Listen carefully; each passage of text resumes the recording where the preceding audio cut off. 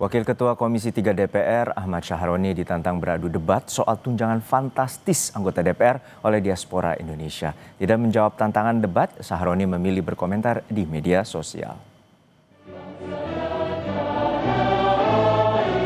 Tunjangan fantastis yang diterima anggota DPR terus menjadi perbincangan panas di masyarakat. Di sosial media, banyak warga membagikan protes mereka terhadap berbagai fasilitas mewah yang diterima anggota DPR yang dinilai sangat kontras dengan kondisi ekonomi masyarakat. Aku bener-bener murka banget ya lihat kearoganan dari karyawan kita di DPR, Ahmad Syahroni dari Partai Nasdem. Kenapa kita minta untuk bubarkan DPR? Satu, mereka udah gagal dalam menjalankan mandat dari masyarakat yang diberikan kepada mereka. Negara kita sedang defisit. Pemerintah mau mengeruk pajak sebesar-besarnya dari mulai pendapatan, PPN, dan lain sebagainya, sampai pajak PBB juga mau dinaikin secara luar biasa kan sama pemerintah. Udah dari situ, kita, Indonesia, menghabiskan APBN tahun 2025 sebanyak 9,96 triliun. Sebesar itu untuk DPR RI. Diaspora Indonesia, Salsa Erwina Huta Galung menyebut kesenjangan penghasilan anggota DPR dengan penghasilan rata-rata masyarakat Indonesia sangat jauh. Di Singapura, datanya gaji UMR individu, masyarakat UMR nih ya, berarti kan itu standar ya, itu gaji parlemennya hanya 2,6 kali lipat lebih besar dibandingin dari UMR. Di Malaysia, ini salah satu data tertinggi yang aku lihat ya, di Asia juga, yaitu 9 kali lipat, Kak.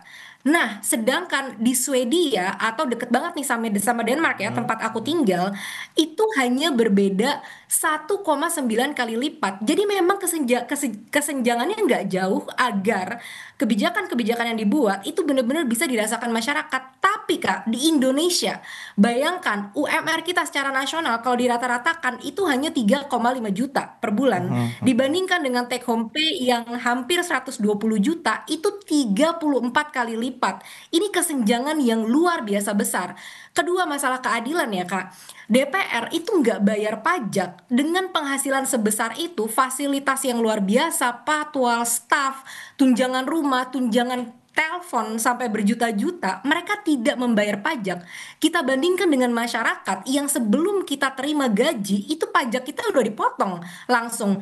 Belum lagi baru disahkan, PPN mau naik, PBB naik secara brutal dan membabi buta ya, sampai 1000 kali lipat gitu di beberapa daerah. Jadi memang ini benar-benar kelihatan banget Kak, secara terang benderang seperti matahari, bahwa masyarakat dicekik habis-habisan, tapi pemerintah kita hidup dengan bermandi-mandi kemewahan. Menurut aku, ini ketidakadilan yang luar biasa besar.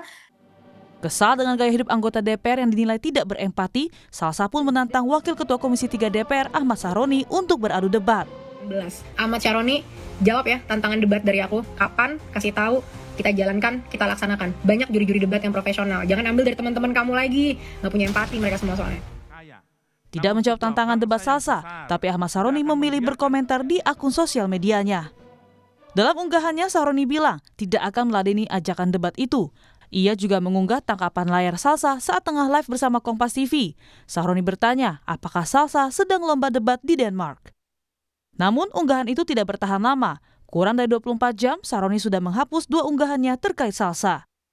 Iya, bahkan kayaknya akun aku udah diblok ya, karena mungkin begitu banyak mention kepada wakil rakyat kita yang satu itu, dan dia sudah balas kalau katanya dia nggak akan menerima ajakan debat itu karena dia masih bodoh dan masih perlu belajar. Ya menurutku kalau memang dia merasa bodoh, maka itu bukan tempat yang baik ya untuk dia mengatakan orang-orang yang mau membubarkan DPR itu ya cenit gitu ya.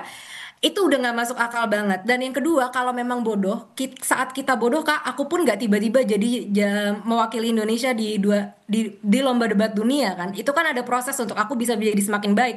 Harusnya dia mau belajar gitu. Dan yang aku pertanyakan di sini adalah pertanggungjawabkan kata-katanya dan kesombongannya menantang masyarakat dengan begitu arogannya dia. Tunjangan fantastis anggota Dewan menjadi perhatian masyarakat di tengah sulitnya perekonomian dan efisiensi yang dirasakan saat ini. DPR dituntut untuk berempati dengan tidak semakin membebani rakyat. Apa sih capaian pekerjaan kamu sampai saat ini gitu ya? Aku lihat kamu di Instagram seneng banget tuh untuk pamer-pamer kekayaan ya kan. Wah, crazy rich Indonesia man, sultan gitu. Motornya, mobilnya, wow, wadidaw, kaya banget lu bro. Kalau beneran kaya dan udah kaya, kenapa masih maruk mau mempertahankan tunjangan dari pajak hasil kerja rakyat Indonesia yang bekerja dengan sangat keras, sangat jujur, desak-desakan di transportasi, susah cari pekerjaan yang pengen kamu pajakin kemana-mana itu. Ngapain mau ngambil duit kita kalau memang kamu sudah crazy rich? Di tengah riuh rendah polemik